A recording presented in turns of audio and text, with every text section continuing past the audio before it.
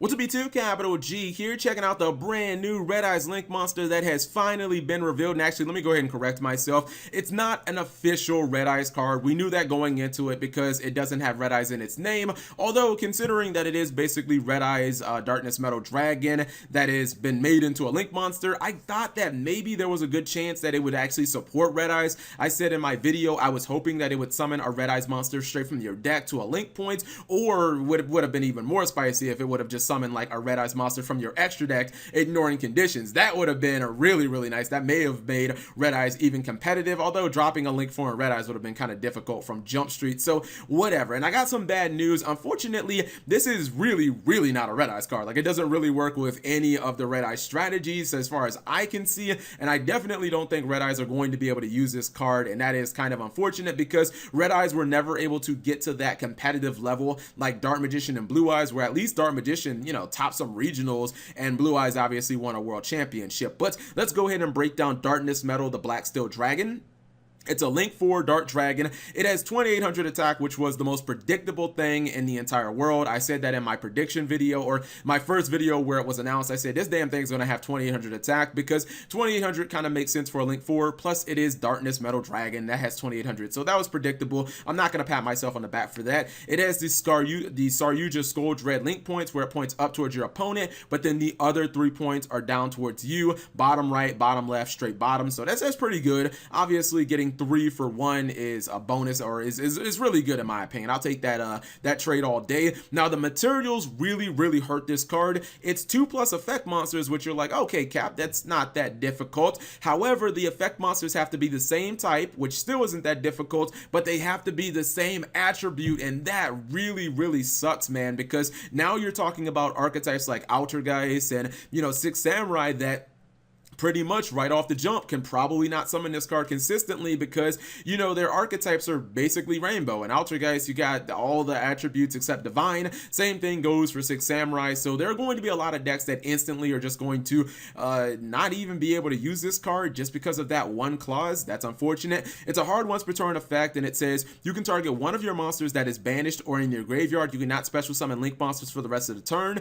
Also special summon that monster in defense point to a zone, or excuse me, in defense position, not defense point, that's not a thing, to your zone that this card points to, but that monster's effects are negated, and if it leaves the field, return it to the bottom of the deck. Do you guys remember when I said that I thought Konami was going to start putting that in more monsters? The whole, like, when it leaves the field, the monster you summon back, it has to go to the bottom of your deck. I kind of feel like ever since Destrudo, especially since Destrudo has kind of been a competitive card, I felt like Konami's really going to start building that into more of these Monster Reborn type cards, and I think it's going to become a trend. But holy moly, when you look at this card's effect, there was potential there, but damn, they put so many restrictions. Number one, you cannot summon Link monsters back from this card. The monster you summon back has to go in defense position. That automatically means you can't summon Link monsters. Number two, if you think you're doing any Link combos after you use this card's effect, that's not going to happen either, because this card doesn't let you Link summon for the rest of the turn. That is damn, is this the first monster that does that,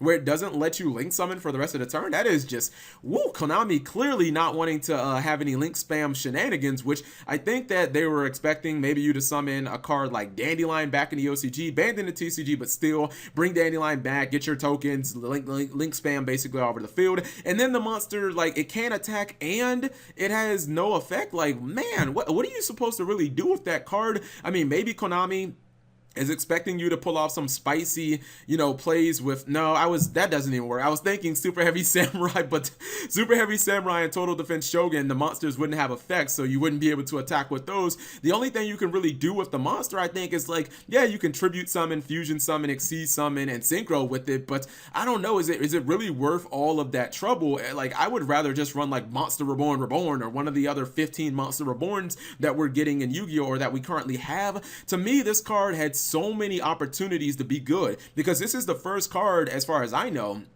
monster wise that lets you summon a monster from banish or from your graveyard. I saw that and I was like, oh my goodness, that's amazing. Allure Darkness, Fairy Tale Snow, it's so easy to get cards in the grave, but then when you bring the card back, like, it has so many conditions on it, and Konami is limited what the card can do. Even if it just was able to be summoned in attack mode and it didn't have the effect, I would have been down with that, because at least this card would have been a giant battering ram. You could have summoned this, get your Firewall Dragon back from turn 1, you know, just go beat down on mode on your opponent, but you can't even do that, as you can't even get link monsters. I kind of feel like this card was completely wasted potential, and I think that Konami looked at the original Red Eyes Metal Darkness Dragon. They tried to make a spiritual successor for it, and they tried to, you know, give it to the potential to fit in other decks outside of just dragon decks, but they limited the effects too much, and I don't even think the whole attribute thing killed it. I just think the fact that the monster can't attack, it can't use its effects, you can't link summon for the rest of the turn, so your combos are basically going to be shitty, and then you can't bring link monsters back to begin with. Like,